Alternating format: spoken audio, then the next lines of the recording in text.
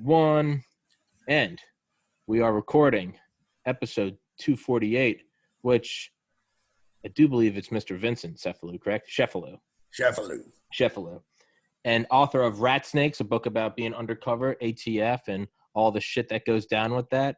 And before I'm going to go, no, I was going to say I'll let you introduce yourself, but I was going to say I listen to a lot of audiobooks.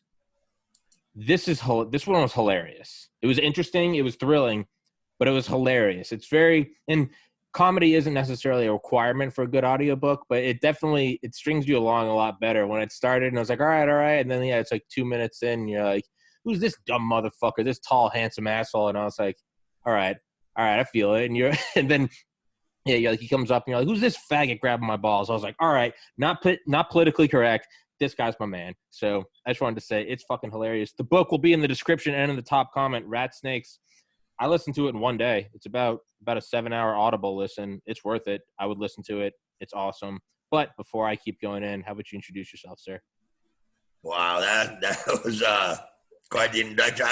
I didn't know. I haven't heard a lot about the audiobook because, well, first of all, I don't know that much about the industry, so I don't know if audiobooks are a big deal or if a lot of people go for those nowadays or people prefer to have the book. But it was really weird when we were trying to decide who to get to read it. And they sent me a couple guys to practice, they did a sample read, and it just didn't feel like it was me. Yeah. And I went through that a few times, and finally I settled on one and said, you got to pick somebody. Yeah. So I didn't know. I've never heard the book. I've heard little excerpts that they sent me, but I've never heard how it flows or if it, captures the true story and all that. I cannot believe you didn't read this. You didn't read it. Your voice is I say this to every guest I have on that writes an audio. One, you said you don't know about Audible. Audible is huge. I am 30 years old. I'm a grown-ass man, but I will not sit down and read a book. I cannot pay attention. But when it's on Audible, walk around, I can shit, shower, shave, go for a walk, go to the gym, do whatever, and I just have it playing. That's the only way I can't pay attention for 2 minutes, man. But if it's on Audible, I just listen throughout my day and I take it all in. You have a perfect voice for it. I can't believe you grabbed the narrator. Well, that came up. You should have read it, man. It was in conversation, but at the time, and I was in the middle of writing the book, editing it, going through all the legal hoops and everything. They needed it done. They needed it done in 10 days or something like that.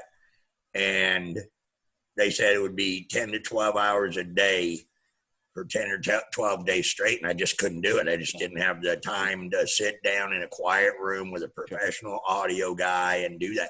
I would have preferred. It would have been a lot more fun. Dude, I think you should do it. This is what I always tell guests. Again, I tell them, I'm like, they always say, you got to do it right. You got to get a narrator. You got to hire someone. I tell every guest, I'm like, I will have you on my podcast, and I'll just leave the room, and I'll just let you read your book. You just read it for 12 hours.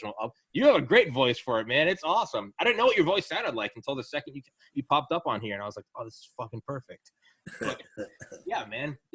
Well, 30 years of Chesterfields and whiskey, and you too can have a voice like this. Yeah. Well, hey, I imagine I will one day if I can keep this podcast going.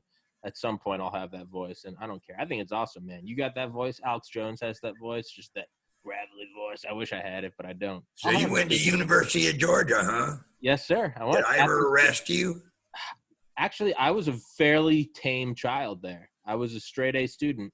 I did steal a couple of mailboxes, and I never got arrested for that. So if anyone's listening to this. You know what? I'm thinking that wouldn't be like copping to a federal offense on a live stream podcast. But I'm sure that was just a joke anyway. It was a joke. Wink, wink. 9 years ago. But it was a joke. But living in Athens, Georgia, it was weird because just to start off, and if you can't tell this podcast, there's no routine, there's no topic, so we just go all over the place. Yeah, I remember you talking about the barber shop in the middle of Athens, and I was like, holy shit, I know exactly what you're talking about. Granted, this was years before I was there, 2011 and 2014, but I know exactly what you're talking about. I've sat in there so many times, so exhausted, but just gone in there and got my head shaved. I know it was just weird talking about And then not only that, the guy that was the barber said, an old black guy, when I was there was a young white woman, but said, yeah, you guys brought him in and you're, in court, you're like, you're selling moonshine. And he was like, well, I didn't know it was illegal because everyone over there buys it from me.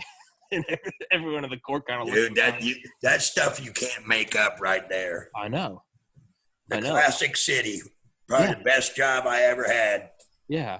It's my friends I had friends from Valdosta, and I also had friends from White County, and they lived with us in Athens, but they always used to bring moonshine. We'd have that on a game day. That shit gets you so fucked up you can't see straight by 11 in the morning. It was awesome. Yeah, game days were not my favorite days when I was working police department there. That was hell on earth. Oh, man. It was 14-hour days, all hands on deck. It was pretty brutal. Yeah. Yeah, you got to – man, it's enough to just deal with the shitheads there already because, it's Friday. You've been studying all week, and it's like we're going to go out and get hammered. Game days was – I had a friend that moved down from Boston to do a master's program there, and I remember his first game day. He was like, you think he was like it was like he was having a religious experience. He was looking around and he was like, the legends are true. I was like, fuck yeah, they are. But yeah, but to get into the ATF, I will say above all else, and I can honestly say it's very infrequently that a book does this to me, is your book. A book I always mention on this podcast is Raven Rock, and it's a book about nuclear bunkers from FDR through Obama. And living up here in Maryland, it kind of changed my perspective on how it's stuff that you would never guess there could be a nuclear bunker right there. And if the president is in town, they drop down. So I use that as an example to say that changed my perspective on just how I view the world. Every tower you see, is that a telephone tower or is that an emergency presidential relay? Listening to your book, that changed my the model I have in my head, which is all we have are models, but of the power structures in society. I had this very, there are the people that go to work, they do their jobs, there's the government, the army, and the borders, and that's it. Listening to your book, it's like there's competing factions of unofficial power just under the surface. Bikers or gangbangers or drug runners or counterfeiters and that was crazy to me. Is that there's like a Game of Thrones going on just under the surface. I've never heard a book that way. You should write a book. Yeah, it was, that was one of the things that drew me to ATF was the dynamic nature where there's guns, there's drugs. Where there's drugs, there's guns. Where there's counterfeiting, there's guns. Where there's, international espionage, there's guns. So basically, an agent an active agent in the right place at the right time could virtually touch every aspect of criminal enforcement that you can think of. Everything from money laundering to, human trafficking. So it was a very dynamic job. We focused on violent crime and firearms, but as you saw in my book, it can take you off course real quick. Yeah. There's no such thing as an average day during my time in the ATF. Yeah. And that's kind of what I got thinking is I've had on this podcast several times Dale Comstock, who was in Delta Force for 20 years. And, this guy's a patriot through and through and serves his country. But he also always kind of alludes to yes, I serve my country and I love my country, but I'd be lying through my teeth if I said it had nothing to do with the adrenaline rush of taking down a compound in the middle of the night. Listening to your book, it's this guy definitely, good God-fearing American who wants society to be safer. I was there's a part of Mr. Sheffley that's this job is insane. This job is better than any drug, right? Putting on a wire and a gun and a bunch of agents. Absolutely. Yeah. It was most fun I've ever had with my clothes on. Well, in your book, actually, a lot of times, not all the agents had their clothes on. Well, no. But, yeah, I would have done that job for free if I didn't have so many bills. I mean, come on, they gave me a gun and a badge and said, go forth and conquer. Yeah, really, yeah. Go, yeah. And sit behind a desk and push pencils? No, you're going to go into this bar and try to get initiated into this bike gang. Chicks showing their tits, guns going off, heroin and AKs everywhere. And you get a paycheck. Yep. No, it was a very rewarding career. The best part, being, as you can tell from the book, are the people I met. Yeah. Because I always said, I wasn't the best agent, best undercover around, but I knew the best. Yeah. I mean, I worked around them day in and day out. It was pretty fun to watch them operate. Yeah, and I was gonna say, yeah. So I can't I can't not avoid this. I have to hone in on this. So we were talking about how at any given time you can overlap with all aspects, right? Counterfeits, or that trunk full of claymores and bombs, right? To kidnapping, to, again, whatever, guns, drugs. But then there's that one, and it led to, what the hell is going on? Does this have something to do with the CIA? And to me, that made the hairs on my neck stand up. For everyone listening, I don't want to spoil the book, but for everyone listening, can you just give a brief recap of that? Because that was some movie shit. Yeah, I had several of those that kind of went to work thinking, I'm going after a suspected bomber or a suspected gun runner or something, and found myself in the middle of a government-wide, clandestine operation or something like that. And that was very bizarre, because you don't want to believe it. Yeah. You get there and the information starts flowing and you're just scratching your head going, can't be true. Somebody's trying to embellish here. This just doesn't happen in real life. This is, like you said, too much like a movie. Mm-hmm. And then you start doing your due diligence. In fact, I don't even know that I don't think in the book I told the part of one of the stories where I know that I told the story where I had to meet the guys and they said, come alone, and that whole thing. Yep. Well, that turned out, when I did meet the guys ultimately, and they gave me what their bona fides, which is when it started to come kind of unravel. And I was like, whoa, there's something. Anyway, they put me with a point of contact in Washington, D.C., in one of the federal agencies, one of the intelligence agencies, and said, call this number. And I called the number, and lo and behold, it was the lieutenant colonel who replaced Oliver North.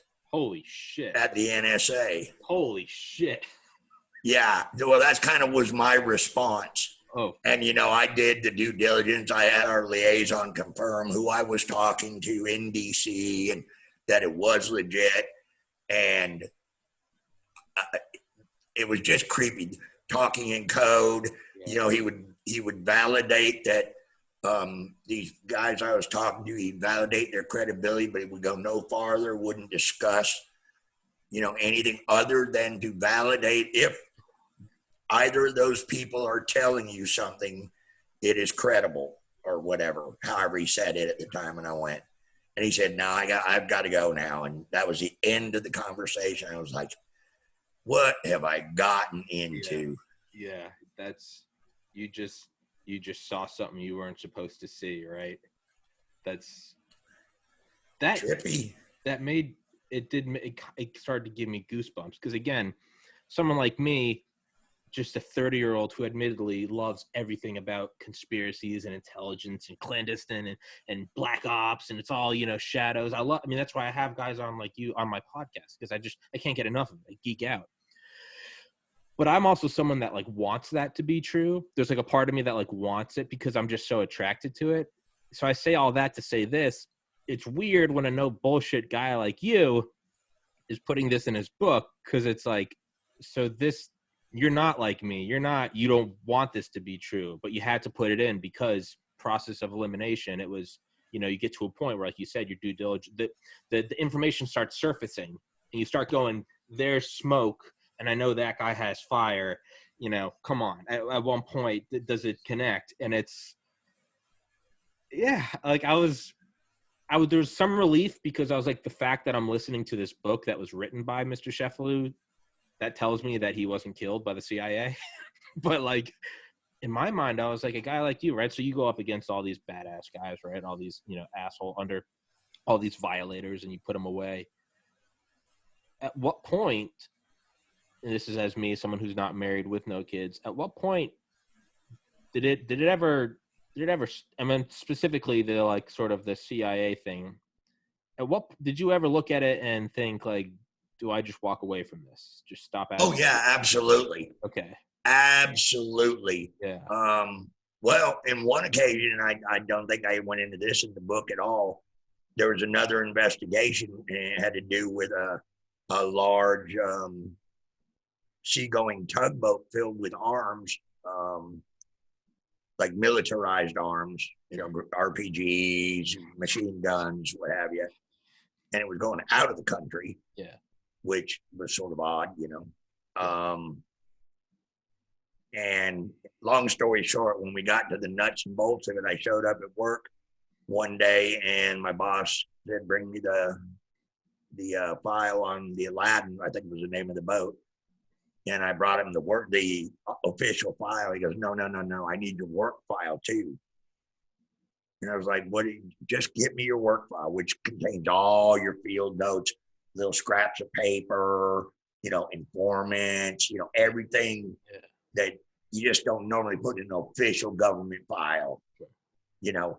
And so I brought it to him, and he said, "That'll be all.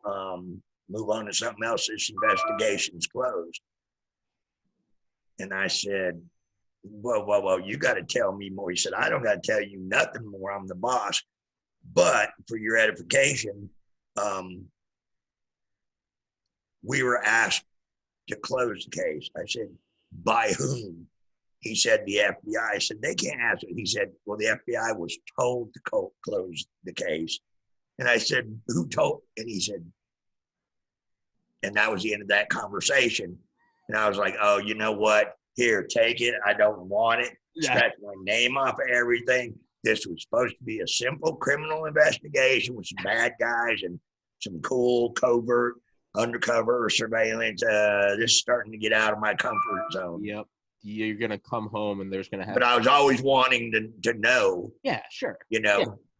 Ultimately, I did find out it was part of the Ollie North guns to the Contras. And Jesus Christ in heaven, man. That's and it's not stuff you expect or even try to walk into. No, absolutely not. You try to walk away from that.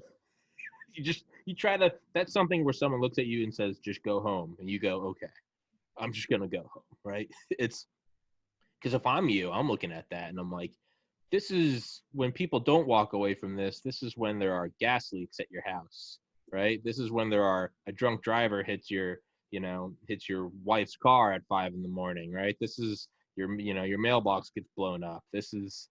Yeah. Okay. I feel better hearing you say that. Like, yeah, I did walk away. I was like, okay, good. All right, good. But you, correct me if I'm wrong. You didn't mention that in your book, though. You didn't mention No. Was that on purpose? No. Okay. It just, I was trying to stay focused and narrow the scope of the book. And so when are you writing your second book about your brush-ins with when I make some good money off my first book? How about you should just write another book and just do like a couple chapters. They don't need to be a full blown out book. Just because the whole thing is sexy, but that is like some Hollywood sexy, right? Give me the notes, give me everything you don't need to know. Here's a phone, call this number in DC. Who is this? And it's like, dude, if you have those stories, and I don't know why I'm telling you this, you're my senior, you have the experience, but because I'm an arrogant asshole, I'm telling you, you need to get those stories out, man. You come on the podcast, get them out. It's not out of the realm of possibility. That's why I'm doing this podcast. Yeah. I started selling enough books to where it makes it worth my while. Yeah. Because there ain't nothing. I don't do nothing for free. Yeah. But I drink. I Perfect. drink and I smoke for free. Well, those But are, yeah. Oh, no. And by no means am I telling you to do it for free. But those are definitely leverage those stories. I mean, I've had on a lot of people that are authors. I can see who I can put them in touch with, because that's some real life. Those are some real life stories. And I don't want to. I'm not telling you to give them to me and I put them on my podcast. right. No, I get you. Yeah. But man. Well, and what's interesting is with the complexion of the world today and the state of law enforcement and the politically correct, risk averse leadership nowadays will probably not produce a lot of these stories in the future. I mean, there will always be go-getters. There'll always be FBI agents, ATF agents out there, CIA operatives out there doing what they do as hard as they can do it, but not at the level and with the vigor. You know, we basically had a blank check and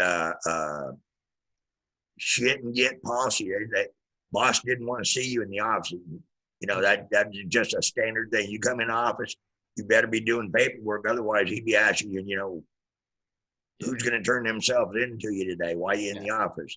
Bad guys are out there. And it's just changed a lot in the last 10 years or so. And it seems to be getting more and more restrictive and just harder, you know, with the bureaucracy to operate. Yeah. Well, you have to fight back against that, because it's not just gonna get better. You know, it's not like when you have a rash or something, and it's like the rash can get better, by simply not touching it. Stop scratching it and it will go away. This isn't one of those things that goes away. This is why I go out of my way to kind of be an asshole on this podcast. That's why, you know, I don't say racial slurs, but I don't mind saying, you know, that guy's a faggot or that guy's retarded, or, you know what, it's not okay to burn and loot cities. It's, you know, it's not, I don't like people shitting on America. Like, if you don't like this place, get the fuck out. You know, I don't care about political correctness. Hey, a bunch of Muslims took down the World Trade Center. That's a fact. Fuck off. So I say those things because if I don't say them, in my mind at least, and I'm a flawed human and I have my own cognitive dissonance, and I could be wrong, but I think it's just going to get harder and harder and harder to say them until it becomes impossible to say them. So that's why I kind of go out and say all of it now, is to sort of keep the tide at bay, if that makes sense. Well, at this point, that's probably about all we can do. Sure. You know, this big argument, you know, I've got a lot of Border Patrol friends, immigration friends, you know. Those guys are tough and they got a real tough job. And so when I hear people running them in the ground for doing their duty, which, by the way, keeps a lot of really bad people out of this country. Yeah. You know, repeat offenders, recidivists, narco terrorists and everything. It really chaps my ass that we can't say illegal Mexicans or illegal aliens coming across the border. You know, we would say the same thing if a bunch of 6-foot blonde Swedish Nordic downhill skiers were sneaking in from Canada. We'd say the damn illegal Swedes or whatever. Yeah. It doesn't matter who the fuck they are. They're undocumented. No, they're fucking illegal. They get in they don't have to pay for shit when they get in car wrecks. They're leeching off the Social Security programs that your parents can't leech off of. And not only that, there's no fucking law and order down there. Those cartels run shit. So when people come over the border covered in drugs, unmarked weapons, or human trafficking, but we don't want to say anything because it's not politically correct. If that is our mindset, then you know what? We deserve to get taken over. Yeah, but that's the problem is that's a bunch of people who sit in ivory towers and have, you know, armed security and, you know, electrified fences around their mansions and whatever else. They don't give a fuck, right? It's like those actors that say shit at like the Golden Globes. They give their anti-gun speech. Might You as don't well. see anybody going out to that Hollywood fucking with those people. Nancy Pelosi lives in the shittiest city in the country, and I don't, no pun intended, but I can say that because I'm from there. Yeah. I'm born and raised in Yeah. San Francisco, Yes, sir. and the Democrats have destroyed Yeah. that city. It Yeah. used to be the most beautiful, romantic city in the world. Oh yeah. And now I wouldn't go in there for fear of catching hepatitis or whatever. But you know what? I'll bet you get within 6 square blocks of Nancy Pelosi's mansion, nothing. Yep, pristine, beautiful.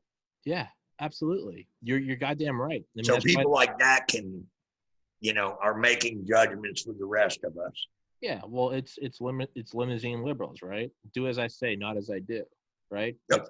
It's my favorite thing is all those, again, those actors and actresses, right? They'll be out there on the red carpet being like, "Thank you for coming. This is just a beautiful night." And really, I mean, we need to get rid of guns. Meanwhile, if you look around them, you can see just off the corner, what do those guys have just underneath their suits? Full auto. You see the guys, they got the ACOG scopes on their M4s, and they're just looking around. We need to get rid of our guns, right? That's what pisses me off. It's like, all right, you first, Right. right? Right. Yeah, I don't have armed guards. I'd sure like them, but no, it's. Well, that was a unique thing about working for ATF. Yeah. Ours is the only jurisdiction that is addressed in the U.S. Constitution. There's no constitutional amendment say you can't counterfeit, or you can counterfeit, or you can do this or can't do that. None of the FBI jurisdictions, none of the Secret Service, the DEA, no drugs are mentioned in the Constitution. Yeah. The firearms are. Yeah. And the right to bear them. Yeah. And so that puts us in a real tricky tightrope kind of situation, walking that line, Yeah. No, it absolutely is, because it's like, why are these guys thinking that they can come in and take our guns, right? And it definitely gets very tricky. And I'll admit, before I read your book, my mind was always, like, what is the point of the ATF? Why, seems like they're just taking all the fun shit. But listening to your book, you definitely like, oh, these are people that have gone to jail for murders for hire, right? These are people that are, and then you go, and like you said, and then someone gets away with a gun, and you're like, all right, whatever, someone slipped through. And then the next day, actual example, a mother killed in front of her kids on Thanksgiving with that gun. And it's like, okay, like I get it now, right? Where the guy smoking meth, and he's got all the claymores in his trunk, or the other dude putting black powder and hand grenades while smoking a cigarette. There's only, I could, sum it up by just saying, you either took an illegal gun from a legal person, or a legal gun from an illegal person. Yeah. Either the gun or the person was prohibited one way or the other. I've never taken a legal gun under the law or the Constitution from a legal person who is allowed lawfully to possess or own a firearm. Yeah. Yeah. Ever. Yeah. And I believe you. Listening to I literally took 100+ firearms from the Hells Angels. And I guess what? I gave 100 firearms back to the freaking Hells Angels. Yeah, you talked about that. And you're like, it wasn't my greatest moment, but it was the law. Well, and that's what I love and respect about it. And love and respect about you is you're like, it wasn't my favorite thing, but you're like, God damn, I had to do it. And you're like, they knew my face now, and you're like, fuck, I'm not gonna go home. But this is all speculation now, but kind of, and also because I don't want to give away all the stories in your book, so go buy the book, you cheap assholes. Let's speculate now, because kind of back onto that sort of more, I guess, meta theme of these underlying factions of power, right, is what do you think, what is going on right now with things where it seems like there are coordinated anarchist groups, something like Antifa or BLM, and they hide under the names of we're ending racism or we're ending fascism, but they're burning down cities, they're beating the shit out of people. Are there agencies? I mean, obviously you can't say anything because it would be OPSEC, but do you think that they have people inside of these groups?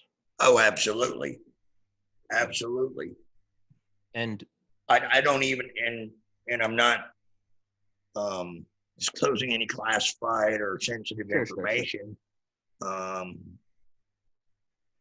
You just have to have, first 1 year of criminal justice training to know that we're going to do everything we can to gather intel and infiltrate if they're committing crimes, which they are. They're not peaceful protesters. And, now, you know what was a peaceful protest? Was a million people going to DC yesterday, and not one thing was burned or stolen, right? If I was on the job right now, I'd be inside those groups. I think you need to go rogue. I would absolutely be inside those groups.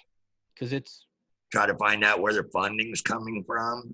Because they show up at random places, and as someone that does graphic design, they show up with all the matching signs. That seems and from out of state, out of nowhere. Yeah, I have a hard time coordinating with one of my friends. And we're all college educated.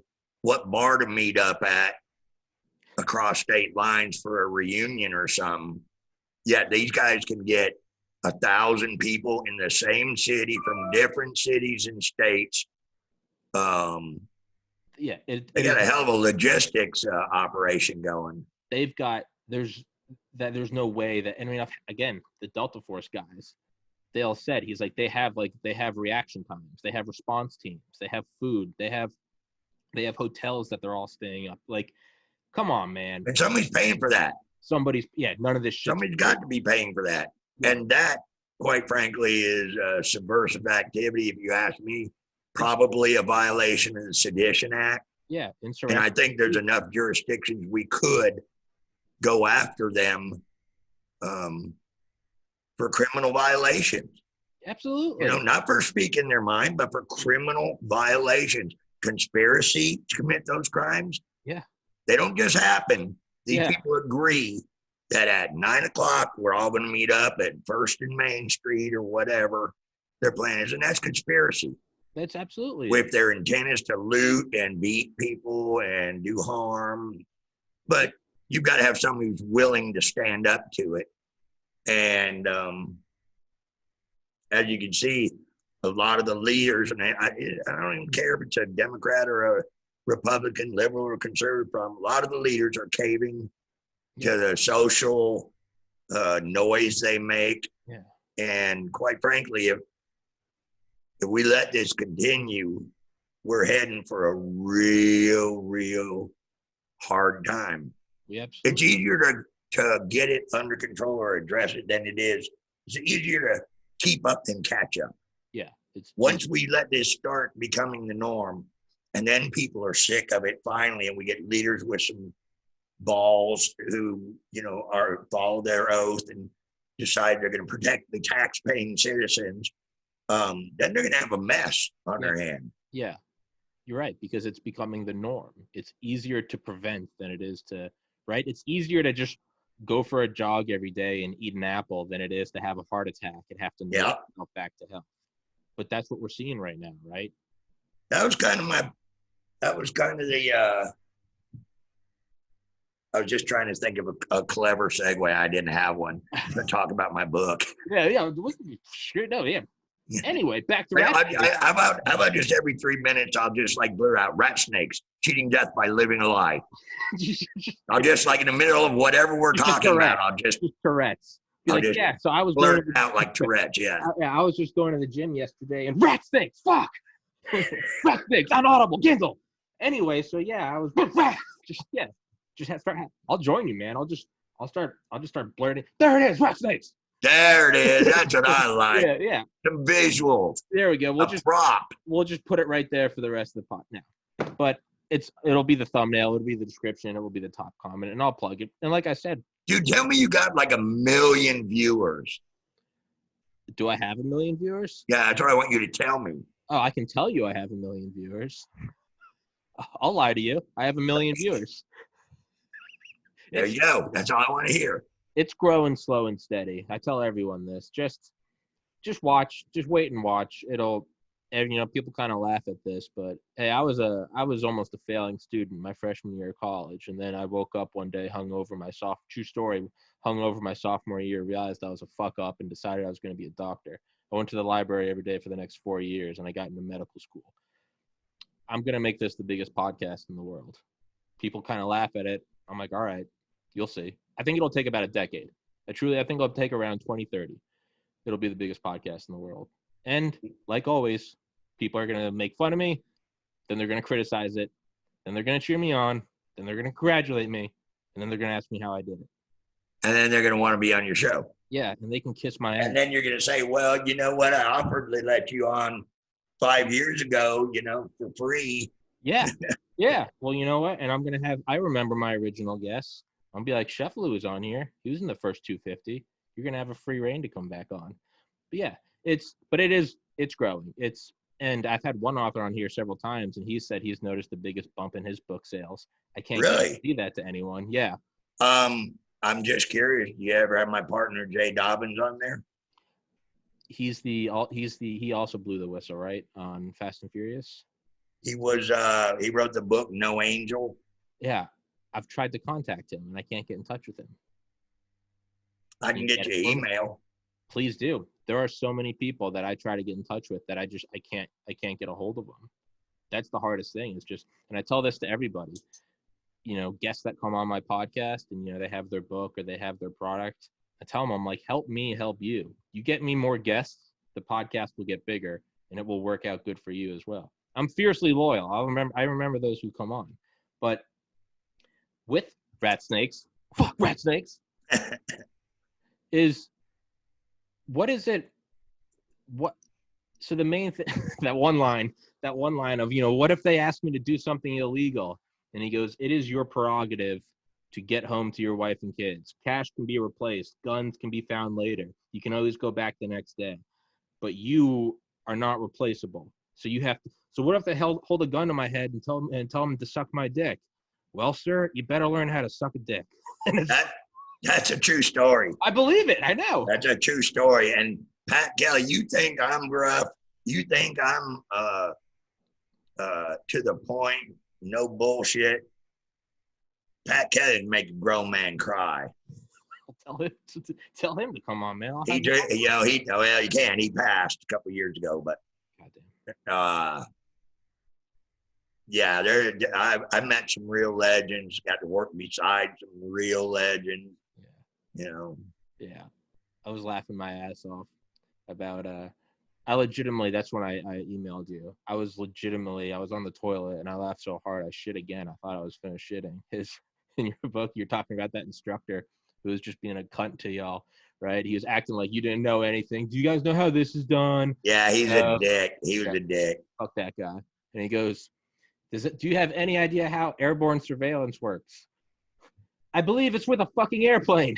Dude, I laughed so goddamn hard at that. But yeah, so when you go for things like these biker gangs or these drug cartels or these human traffickers or explosives, I guess not experts, but thieves, traffickers, movers, do you have a sort of, and I don't know if you'd have to like disclose like your or the ATF's methods, but I'm looking at it from my mind, right? If I'm in your position, in my naive mind, I look at it, I'm like, there's a guy, he's got the gun, he's got the weed, take him down. What is the balance between, no, let's wait until we can, right? One of the SEAL Team 6 guys that was on Joe Rogan's podcast talked about, he was like, we don't go for the leaves. We try to draw back to the roots and the branches and get the big guys, because then everything else falls. Do you do that with these like biker gangs? Or do you just pin the first stupid motherfucker you can get? No, you're always you always want to make sure you get the most bang for your buck. If you go to the trouble and you make inroads into an organization, and you've got informants or you've got active undercovers going on, that's a perfect time to, get as deep as you can. And that's where it starts getting tricky, trying to negotiate with the bureaucrats, because, the longer exposure you have, the more threat there is. Yeah. Being compromised, dangerous situations that you can't get out of, harm to the undercover agents, burnout, all those things. But every case is different. Some you go in, they may be talking about, lucrative future deals and this, that, and the other, but by your assessment, they either can't produce, won't produce, or it'll take too long and be too expensive to get to that next level or get that next production line. And you collectively, sometimes the bosses tell you, I've rocked a couple of undercovers where we were weeks and weeks, maybe months into it, and moving along and just locking down defendants, indicting violators all along the way. And they just hit this arbitrary threshold. The boss says, no, something else, time to move on. And a lot of times legitimately, because, well, the bikers, I mean, we talk a lot about the bikers, but bikers they didn't always impress me all that much as being the biggest threat to American, communities. But not to say they're not a threat, just say they're not the biggest threat out there. But, you work in some bikers for a while, you get, most of the patch members in a particular charter indicted on charges. Where's the point? Okay, so now you're going to move to the next state and go after another charter with now you're crossing over in other field of it. The time, the expense, and what have you. So there's a legitimate point where you have to say, you know what, we've done what we can do. We're going to put a dent in them. We're going to ding them good. Let's just rip them now. Yeah. And there's, then other cases dictate you can't come out yet because of A, B, or C. Yeah. We know that they are intending to blow up government building. Yeah. And they're wanting to include you, but they're moving slow. We're just going to have to bite the bullet and keep going until we find out what they're going to do and where they're going to do it, Yeah. And usually the case dictates. A lot of times the agents, I never like being told, shut down a case. Yeah. Try to move on to something else. Yeah. We spent too much time or money on this particular case. But, that's part of the job. Yeah. Yeah. Yeah. It's a lot of stuff that you can't force or put time limits on, right? Yeah. For example, I was working the Atlanta Outlaws. They had 12 members in that chapter at the time. 12, I think. Anyway, so I indicted most of them and secured a warrant to seize and forfeit the clubhouse and all that. And there were still things to do. We still had other guys to do. But I was in Atlanta, and Southwest Atlanta was eat up with gangbangers and inner city crime. Yeah. And so here I am spending my time and resources on, 6 or 8 motorcycle riders over here who were slinging dope when they're shooting up Southwest Atlanta. So we had to adjust, and make a move that way. Yeah. Recalibrate, re-engage. Yeah. And it's, we talk. Don't be using big words with me. Rat snakes. Rat snakes. Fuck. Rat snakes. I was trying to segue into that. Rat snakes. It's I'm just gonna make that my new tick. Rat snakes, just right. Can you hit pause while I go smoke a cigarette? Yeah, I gotta go pee anyway. All right, how do you do that? Just walk away. Okay. Yeah, I'll do it afterwards. Rat snakes. Rat snakes. Yeah. No.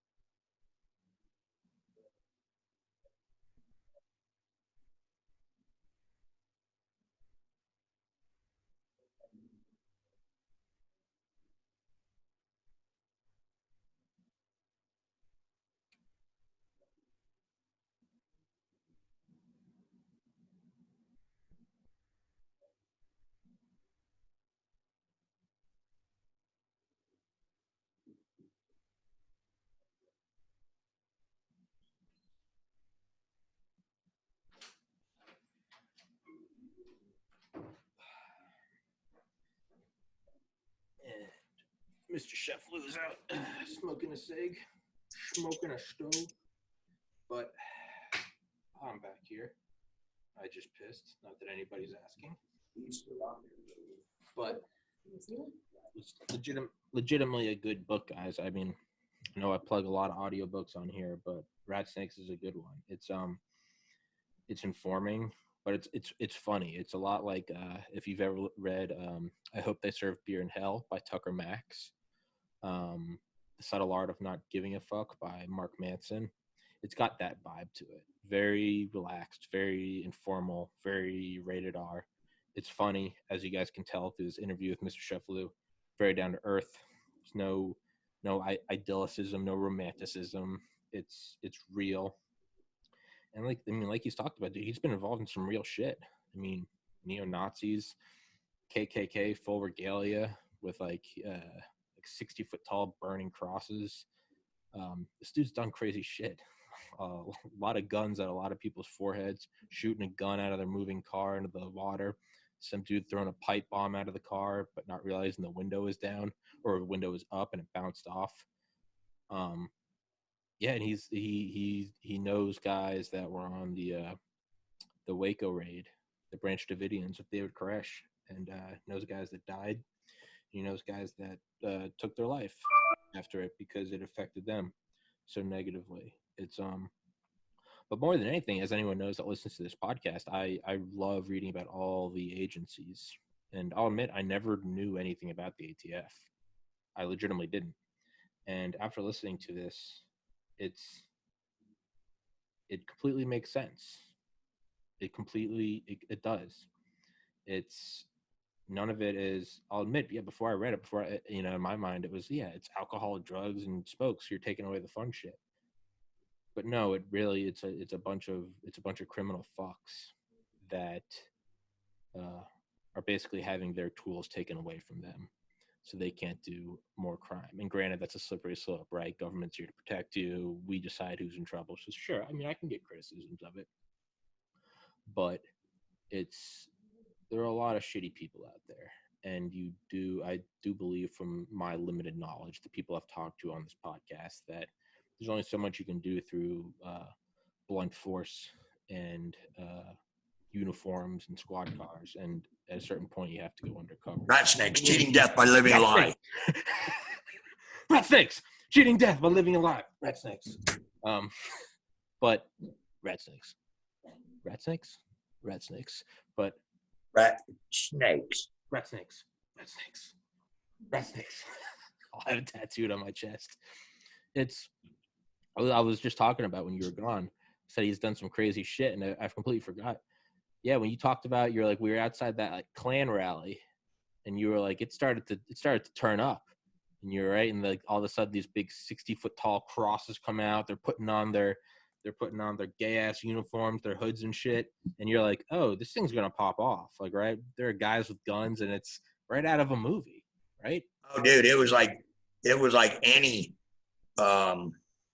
American history, modern day action adventure movie. Yeah, it was a powder keg.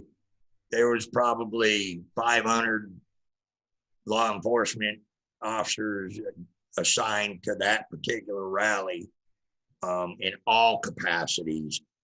And of course, it was on private property, so they couldn't do shit overtly. So that's where we came in and were able to report and, introduce ourselves around. But yeah, it was a creepy. I grew up, I saw the FBI Story, the movie. Mm-hmm. Really good movie, by the way, a bunch of years ago, with Jimmy Stewart, and they had a episode or a part of it, an act about the Ku Klux Klan in the 30s or 40s. And I remember thinking how scary that would be and everything.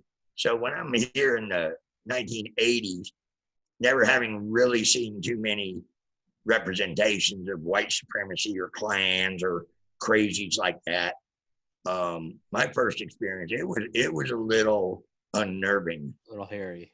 That there's that much hate in the world in a segment, Yeah. I mean, it's like, oh shit, if they find out I'm Italian, what if they find out I'm a Catholic, I'm fucked, they're gonna kill me. but really, I mean, I tell people all the time. So I went to the University of Georgia, but I did my first 2 years at Valdosta State University in Valdosta, Georgia. This was August 2009 to May 2011. I still tell stories. So I had lived in Atlanta or outside of Atlanta. I went to school in Atlanta from 2001 till 2009, and then went to college in Valdosta. The amount of unfiltered racism there blew me away. Absolutely. It is handbills and flyers around town and dude, marching in the street. Yeah. When I worked at a bar there, I got a job there my sophomore year. I was a doorman, right? Half the people are underage, but they were like, I remember the owner telling me, he was like, very, very simple rules, they got to at least have a fake ID, right? Let them in. If their ID is that bad, then technically in Valdosta, they had a rule where, unlike Athens, you could go in if you were 18. They'd put a big X on your right. You couldn't drink. Yeah, with a neon armband, right? Couldn't drink, right? But they would go in. They were allowed to come in, and you had to have shoes on, right? So very simple, right? Got to have a fake ID. If they don't, got to mark them. You can't. They got to have shoes on. Oh, and number 4, no N-word. Excuse me? Yeah, just no. You can say it, dude. Oh no. I will get my channel taken off of YouTube. Really? I will. You can say just about anything else. But you mentioned it in your book, and I'm glad you told the story, because you were like, I'm not a racist, but this is what they said. I unfortunately, trying to get monetized, I can't say that. But full on NIGGERS, hard R. Yeah, man, just none of them. And I was like, well, what am I supposed to say? Oh, just tell them I'm telling you the exact story. Just tell them they're out of dress code. But what if they're not out of dress code? Because Bubba can come in. Yeah, what if he's wearing the same thing as everybody else? Yeah. Or not even. What if he's just like a well-dressed cat, right? Cool cat coming in. He got his jeans, he's got a shirt. He's just going to try to get a lady. He's trying to get his fuck on, right? He's coming out. He's looking his Friday night best. What do I do then? Tell them that they're out of dress code and that they have to go change to this. Well, the reality is it's Friday night, right? You're 19, 20, whatever. You've already put your clothes on. You've pre-gamed. You went to a party. You guys got an Uber or a taxi or whatever. You're already down here. Come on, no one's going home. They're just going to the next door bar. And I was like, and what if they have followed every rule and they come in? Oh, well, you just let us know. And what we'll do, I swear to God, what we'll do is we'll just turn on like country music instead of hip hop.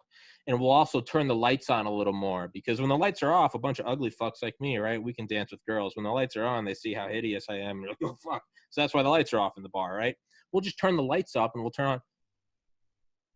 I just remember. So I didn't give a fuck. I didn't give a shit. I would just say, but you know what the flip side of that coin is? They're a dying breed. Yes. I mean, I suspect it'll always be around in some segment. There are just some people who just can't coexist on the planet for whatever reason, much less race or whatever. But law enforcement over the years and decades has done a good job knocking their dicks in the dirt. Fucking right. I mean, they raise their head up, man. They're like whack-a-mole. Yep. They get too boisterous, like up the Aryan Nations or anything like that. They catch our attention. We usually throw a lot of resources at those knuckleheads. Good, because that is some primitive shit that needs to be knocked back down in the dirt. And there are a lot of stories about that in rat snakes. I always like working those guys. I always got rat snakes. I always got a lot of personal gratification, satisfaction when I could put charges on those guys. Yeah. I mean, because they are, by their own definition, they're not trying to coexist. Yeah. And that is not what America is. But so with that though, let's play the devil's advocate. What is the line you have to walk when it's private property? And although horrific speech, free speech, what is the line you have to walk? I never once locked anyone up for anything they said. Okay. I've been around some pretty heinous environments where things I can't repeat have been said and done around me. But the stories are told in full in Rat Snakes. But you have to lawfully be there. Yeah. But there's nothing says you have to be honest to lawfully be there. I mean, if I'm invited on to the premises or to the event or to the clubhouse, that's on them. That's just like inviting a police officer in your house and they see your weed sitting on the table. Well, shame on you. You shouldn't have invited a cop in the house. Yeah, you dipshit, So, and then there is a line. There are times we've done, everything we do is criminal investigation oriented. We're looking to perfect criminal charges against violators, uncover and identify violations, and then gather the necessary evidence to prosecute those charges in a court of law. Sure. Sometimes you get in there and it's not readily possible, and all you're doing is collecting names of assholes, names and license plates and home addresses and phone numbers of white supremacists or gangbangers or whatever, but there's no criminal violation present. Sure. And the courts have been pretty specific that we cannot go on a fishing trip. Like ATF, we have an intelligence division, a branch that, sort of the clearinghouse. So if a guy comes across a Hell's Angel in New York that I busted in California 15 years earlier, it's obvious. We keep records and we gather intelligence, but we cannot solely go into an environment for the sole purpose of gathering information against unflattering groups or because that's not probable just because they're marching against they want to burn flags or whatever. Unless there's a criminal violation there, we can't stay in that group until we find a criminal violation to prosecute them on. That's not how it works. Because that's how you get your intelligence units under government scrutiny. You get them disbanded. Happened in San Francisco. And because they were just they weren't focusing on criminals, they were focusing on militants.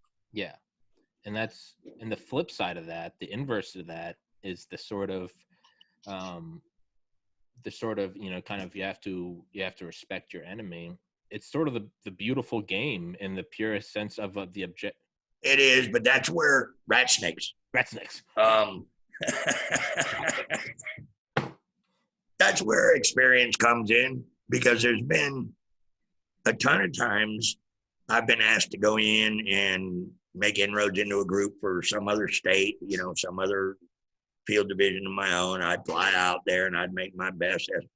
But you get in there and you find out that they're a bunch of poop butts, a bunch of shit talkers, wouldn't pull the trigger, wouldn't say shit if they had a mouthful. And you save time, energy, everything. If you bring that forward and say, look, we're wasting our time here. You can't follow every. Richard Butler and that whole bunch of knucklehead skinheads up the Aryan Nations in Coeur d'Alene, 99.999% yapping. Sure, which you're allowed to talk shit. You're allowed to do. You're allowed to walk around your property with a cool-looking AR-15 and you can play militaristic shit and talk shit about other races and creeds and religions and all that. Until you come off the property and do something. The problem, this is where you were talking about that walking that fine line or whatever. If you read, or you should read, stories on the order, the Bruderschlagen that formed out of the Aryan Nations. David Matthews and that bunch. There was a bunch of hardcore guys that pulled together at the Aryan Nation and decided, hey, this collective group is a bunch of shit talkers. They're not going to do anything. They just talk a lot of shit. But action. And this group, patterned itself off of the Turner Diaries They're the ones who killed the Jewish talk show host. Can't remember his name. Alan Berg. Okay. They robbed an armored car. They Dave Matthews. I mean, not Dave Matthews.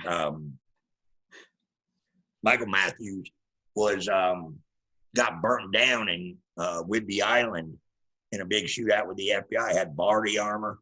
They killed a couple of state troopers. So the point of that story is you've got to spend enough time to see if there's something smoldering within a group. Yeah. But once you decide there's not, I'm thirsty. Then it's time to cut and run, you know? Yeah. And again, ethics. But you're right. You gotta, is this just a bunch of pussies talking shit? In which case, okay, let them go. And and believe me, there's a lot of those out there. But is there a core? Every bad guy I ever met, well, not every, a lot of the bad guys I've met, I'm going to get you Uzi. I'm going to get you Uzi, man. You're going to have an Uzi tonight. You better have that money, man. I'm going to get you that Uzi. Yeah. And they show up, and I'm like, dude, this is not a Uzi. This is a knockoff of a Tech 22 and not what I ordered, and I ain't giving you $1,000 for that. Yeah, this isn't an Uzi. This is a stapler. Like, what are you trying to do? Yeah. And it does get, it gets, I was going to say, there is a badass part about that guy that he pulled some strings and got a U-2 spy plane to go look for that kidnapping. True story. Hey, you gotta, now as a boss, I'm like, my head's exploding, and I'm having to deal with Washington, D.C. over your stupid shit. But in the back of my mind, I'm going, you know what? This guy had initiative. He thought he had something. He was going to be the hero for a day. He was going to catch the SLA or Patty Hearst and all this shit. And because of his contacts, he pulled the trigger. Well, hey, man, maybe a little overzealous, but I'd rather have that guy than a guy who will never pull the trigger. Yeah. Had an opportunity to stop something or intervene or prevent something. Yeah. You know, I'd always err on the side of, you know what, take a shot. Sure. If it's legal, you know, and within our policy or close to a policy somewhere, if it touches a policy somewhere, then try it and we'll beg forgiveness, you know. Yeah. And it's, again, you can hear all about that in rat snakes. But the guy pulled off, so there's a kidnapping, and I won't spoil, but a guy managed to pull some strings and get a U-2 spy plane to go up there. And it was, you're right, it's better to have the initiative and tell him to tone it down, right? But I mean, shit, I'd rather have the guy that's like, we got a kidnapping, I'm going to find a U-2 spy plane. Give me 10 guys like that. Give me 10 guys like that in the squad. You can get we're gonna bang on some criminals. Yeah. There's going to be some people going to jail. Yeah. Because like you said, you just said it perfectly. As a boss, it's going to be easier. I'll rein them in. Bring it back in. A little bit. Yeah. You know, I'll let them tug on me if I think they're getting too far out there for their own good or my good. But it's a lot harder when you got a group. And I've been in a couple of squads where their idea is getting to work at 10 in the morning, home by 2. Yeah. And didn't have as much to say as enthusiasm for the job as some of us did. Didn't have the fun. They were lazy motherfuckers. Absolutely, They weren't rat snakes. Yeah. Cheating death by living a lie. Cheating death by living a lie. It's definitely available on Kindle and Audible, hardbook and paperback. You can get Audible. I did it on Audible. Kindle. And Kindle. Get it on Audible, and you can leave a 5-star review, which I did this morning. But yes, you're right. It's better to, right? Because it's better to have some pit bulls protecting your house and have to keep them on a chain than have, I don't know, a 15-year-old wiener dog, you know. Hey, easy. Sitting right there. All right. I'm sorry, buddy. It's easy, buddy. It's okay. I'm sorry. Please forgive me. You think I'm lying? No, I believe you. That would be awesome. Please have a wiener. Yes. Fuck yes. Where is he? Oh my God. What? What? He was talking about you, man. I'm sorry. He was I'm poor sorry. mouthing you. I didn't mean it. Please forgive me, buddy. But okay, well, I'll put it. I was gonna mention my dog. I put down my dog in May. He was 17 and a half and a toy poodle. How old? 17 and a half. Oh, wow. And his back legs were paralyzed from the time when he turned 1. So he had a diaper for His whole life? his 2 back legs didn't work. Yeah. For his whole life? Yeah. Wow. Dude, he'd drag himself around inside. He had pecs and biceps. Right, he's this big. Dude, the dog talks so much shit. And because he was paralyzed, he couldn't fuck, so we never got him neutered. So he had figurative and metaphorical balls. Or no, sorry, figurative and literal balls. So he would, even when he couldn't see shit and couldn't hear shit, if he smelled another dog, dude, he'd fucking try to chase off deer. He'd take him to the boardwalk. He'd try to chase off police horses. Dude he had some bite in him. But well, yeah, for a toy poodle. For a toy poodle. He was insane. Yeah. But for a toy poodle. For a toy poodle. Oh, yeah, no. That motherfucker didn't care. He couldn't see shit, couldn't hear shit, barely stand. But, yeah, he got, you know, I think his organs were failing, so I had to go put him down in May. And I went to the vet, and they were like, they tried to hold their hands out, like, give them to us. And I was like, what? And they're like, well, you can't come in because of COVID. And I just walked right by him and I went in anyway. I was like, I don't give a shit. I was like, this is my fucking, it's 17 and a half. I remember holding Oscar in middle school with braces, watching on the news that we were invading Iraq. I was like, you're fucking high if you think I'm not walking in with this dog.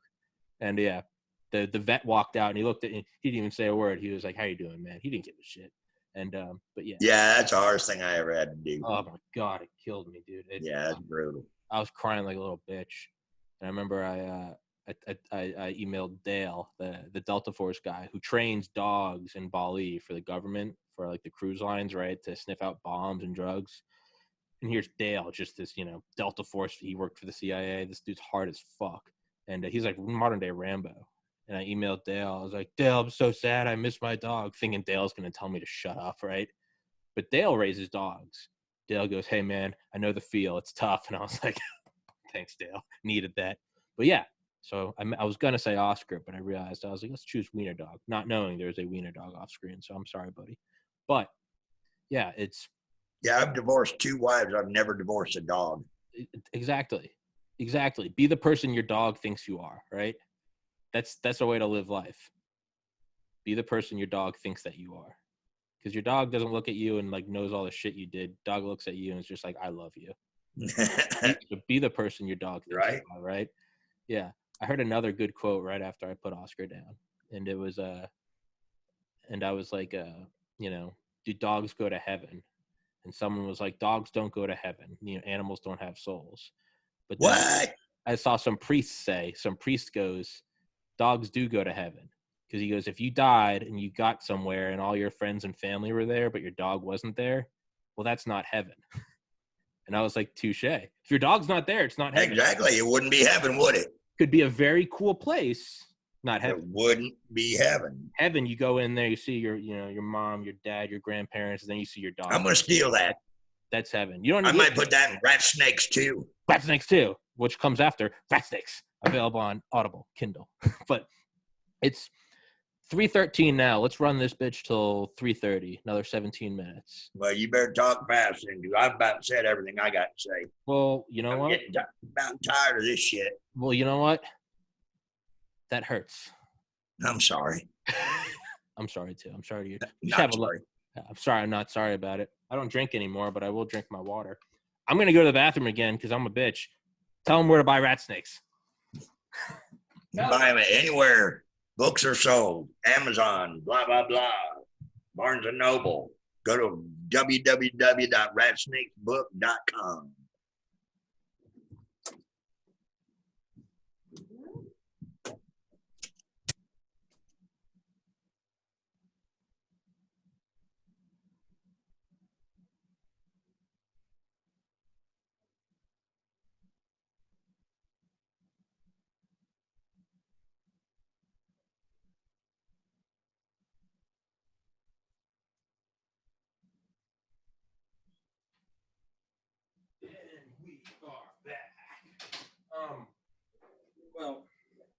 Where'd he go? Oh, well, I guess he's gone. Well, it looks like we're back. 16 more minutes with me. I'm going to try to... I got an idea. No, yeah. But really, go buy Rat Snakes. It's a fucking great... And as you can see, I thought he was a cool guy when I read the book. Now I know. He's a badass guy. He's a funny guy. But I want to get him to tell us more stories about the CIA. Because that's the real sexy stuff, right? That's what I want to find out. I'm going to try to work him. See if we can. Vince, are you there? Sorry. Where'd he go? Get out. No, someone, not the wiener dog. Just me. But I mean, as you know, I go over a lot of audiobooks on here. It legitimately is a good book. It's legitimately, like, all kidding aside, it's good. If it wasn't a good book, I would have plugged it once, and that's it. But it's a good book. It's a funny book. It's a cool book, and it really is, right? It's kind of like it's that sort of Hollywood depiction that you don't think is real, but it is real, right? There's one story he told is like this armed guy was like approaching one of the cops, and they like didn't want to shoot him or something because he was like an informant, but they needed to get him to stop. So the cop just took his pants off and started jerking off, and the bad guy was like, "What the fuck?" And it was just enough time that they could like go tackle him and handcuff him. But hey, I mean, guess if you're in line of duty and you just gotta start jacking off, start spanking your ham, I guess that's what you got to do.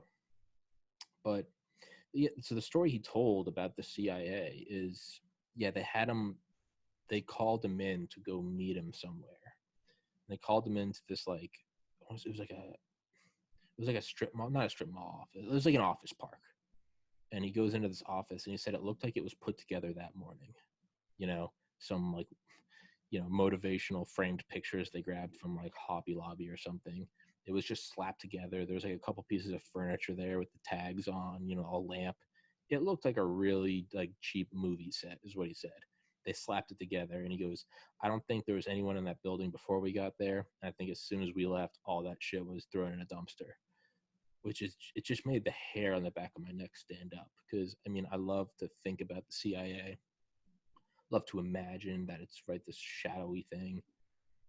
But there they were, uncovering this massive acquisition of arms, as well as stocks and like drilling machines stateside. And they got a call from higher ups at the CIA to basically go home. This is above you. It's tied to like South Africa or something. All right, man, make me famous. All right, I'll make you famous. But the strong close. Well, you do know most of the podcasts or interviews I've done have been a little more structured than this. Well, you know what? Good. That just means I stand out. Fuck them. Exactly right. Fuck them, feed them fish. Fuck them, feed them. Hey, man, there's another good quote. If you're in the creative industry and you're doing what everyone else is doing, you're doing it wrong. So good. Fuck all them. I'm doing it different. Good. If I did it the same, I would be insulted. Yeah, if you're not doing it different, there's no reason for anybody to watch you. Exactly. Really. Yeah. Really, there's guys out there trying. A couple of my buddies have tried to do some podcasts and get them going. They're kind of canned. Yeah. You gotta, okay, Mr. Cephalou, all right, from San Francisco. Let's tell us about. Fuck that, dude. You get on and you're just like, what's up, man? What's going on, right? Hey, Pa, I gotta go piss, and then it's just empty for 2 minutes. Come back in, zip up your pants. All right, let's do this. Because otherwise, you have to look at what's the reality of it. If I'm not offering something different, then if I'm offering the same thing as the shit you can see on TV, then why would you not watch the thing on TV? Well, exactly. You get X amount of time, or you choose to watch. Like my kids watch certain podcasts. They're on the kung fu mixed martial arts. Yeah. They watch certain podcasts, whatever. You don't get to pick one or two. You only got time in a day to watch one or two. Yeah. So you're gonna pick the one that suits your entertainment factor. That's what got me, man. When I was pre-med and all I did was study and I only had a little bit of time each day to listen to something entertaining, I started listening to a brand new podcast called The Joe Rogan Experience. And I got hooked because I was like, who is this motherfucker? He just, right? Dude, he's irreverent. That's what I love about him. Exactly. And that's what I listened to him when it was brand new. And I was like, this is so different than the evening news. What I love about him is what ATF bosses hated about me. Just, just no fucks given. Completely respectful. He doesn't play by the, here's a tie and welcome to the nightly show. No, he's just like. I mean, there's literally supervisors out there that use the justification they should get promoted up the chain, because I had to supervise Vince Sheffield. I did my time. Yeah, I did my time with Vince. I've also had supervisors. There's no secrets. Everybody thinks there's secrets in the government. There are no secrets in the government. As soon as something happened across the country, everybody knows about it, or some version of it. Yeah. And more than one time, I was told that my head was on the chopping block to go from one squad to a different one, from major crimes to arson and explosives, or wherever.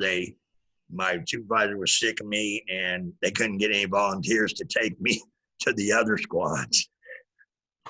Well, I don't know that I'm bragging about that. I'm just stating a fact. I think it's bragging, man. I love it when people tell me that they're unsubscribing because they're offended. I'm like, good.